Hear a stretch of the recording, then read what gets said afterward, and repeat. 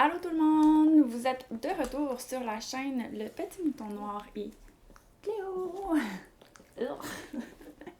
Donc aujourd'hui, on est là pour vous présenter la capsule numéro 4 qui est en fait un unboxing.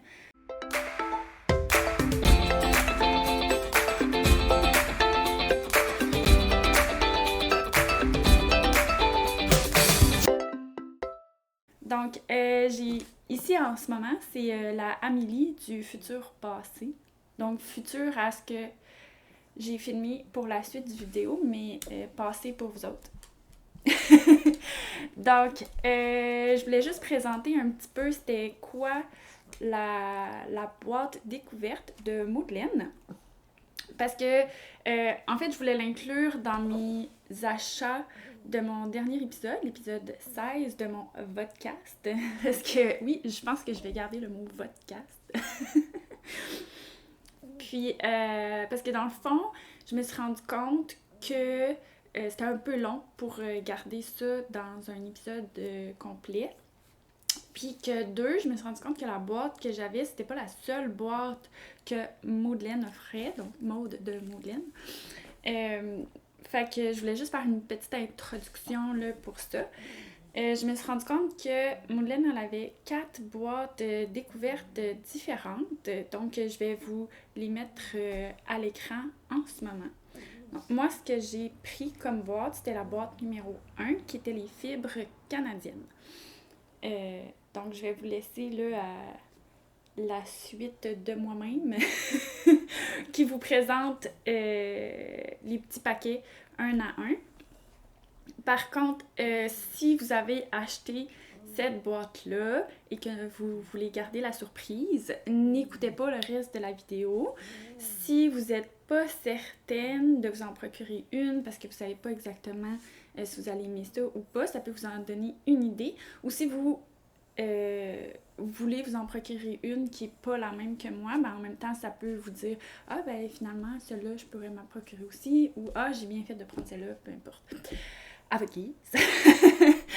Puis, je veux juste aussi dire que je ne suis pas sponsorisée. C'est pas un cadeau qu'on m'a fait non plus. Quand j'avais vu qu'elle avait sorti ce produit-là dans sa boutique Etsy, je trouvais que c'était une super de bonne idée pour justement là, l'art du filage. C'est quelque chose qui a comme eu un petit boom dans la communauté tricot, ben art textile du Québec. Fait que c'est ça. Je me suis dit que c'était quelque chose qui pourrait peut-être vous intéresser. Donc, je vous laisse sur ma passe et moi. Puis, on se revoit à la fin de l'épisode. Bye! Dans le fond, il y a la boîte là, de fibres locales de Madeleine que je vous avais parlé la dernière fois que j'avais oublié. Comme vous pouvez voir, elle est toujours pas ouverte. Donc, je vais faire un unboxing avec vous autres. Donc, désolée pour le bruit. Donc ça, j'ai du rambouillet noir. Moi, j'aime ça, là, quand on voit les petites particules de foin. Je trouve ça tellement cute. C'est doux. Je sais pas si... Ah, j'ai même des petits feuillets d'explication. Ah, ça, c'est quand même vraiment cool. Boîte découverte numéro 1, laine locale. Rambouillet. Élevage au fil des saisons. Le Rambouillet est la version française. Ah, je devrais peut-être pas toutes les laisser un système. Mais c'est du Rambouillet de l'élevage au fil des saisons. Qui est le noir. Okay. Je pense que c'est ça que je vais faire. Je vais vous dire le nom de la fibre, vous la montrer, puis vous dire d'où est-ce que c'est sourcé.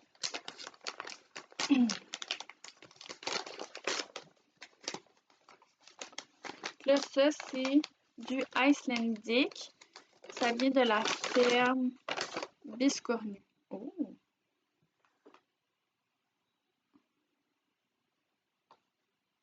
Il est-tu comme déjà? Fait que ça vient, celui-là vient en petit plus blanc.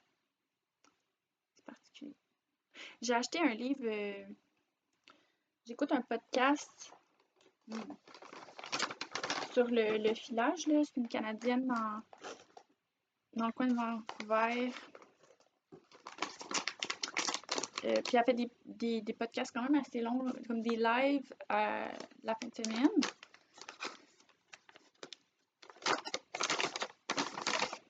Puis elle recommandait le livre, là je l'ai pas, mais je l'écrirai ici. J'écrirai le nom du podcast puis du livre quelque part ici. Puis je l'ai acheté, fait qu'il explique comme la provenance, puis c'est quoi les propriétés de chaque laine, etc. Ça c'est du Dorset. Je pense que Paul le souvent du Dorset dans les fibres qu'elle vend. Fait que ça, c'est intéressant. Dorset, ferme, fibres et compagnie. Mais je trouve ça vraiment cool comme concept là, de faire une boîte de fibres locales. Ah, un autre Rambouillet. Fait que j'imagine que lui aussi vient de l'élevage au fil des saisons. Mais lui, c'est juste du Rambouillet. Il n'y a pas de moire dedans. Ah, c'est différent comme texture, c'est particulier. L'autre, il était comme plus fluff puis doux. Puis lui, on dirait qu'il est comme spongieux. Je suis vraiment curieuse. Là, j'ai l'air d'une fille là, qui regarde et qui n'a pas d'émotion, mais je suis souvent comme ça quand je suis surprise. Comme mon cerveau, il tombe en mode analyse, puis il fait comme genre, faut que je soak in le plus d'informations possible. Fait que mon côté émotionnel, il meurt. Quelques instants. Ça, c'est du Tunis. Ah non, j'ai jamais entendu ça. Du Tunis. Tunis. Élevée au Canada, gardée en Alberta. Originaire de Tunisie, elle a été importée aux États-Unis en 1799. Okay. Ça ne dit pas de où qui vient, mais j'imagine qu'elle l'a trouvé quelque part. Ça fait plus rustique. Ça aussi, c'est quand même assez spongieux.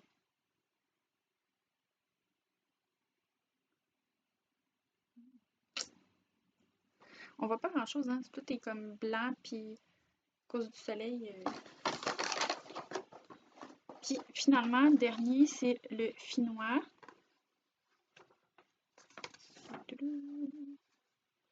Ça, il vient des laines fines d'or.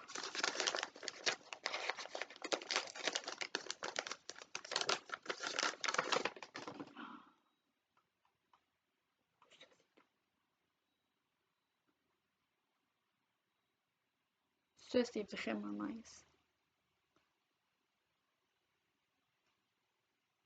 J'ai hâte de filer ça, voir ça va donner quoi comme texture, puis comment ça va.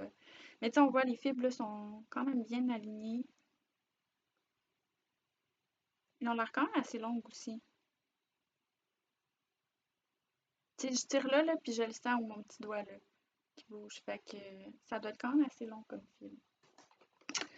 Fait que ouais, j'ai bien hâte de lire là-dessus, puis d'essayer ça. Ça sera sûrement pas tout de suite, parce que je veux comme finir mon projet de filage avant. Là, c'est le bordel. Donc, j'espère que vous avez apprécié cette petite capsule où j'ouvrais des petits paquets un après l'autre.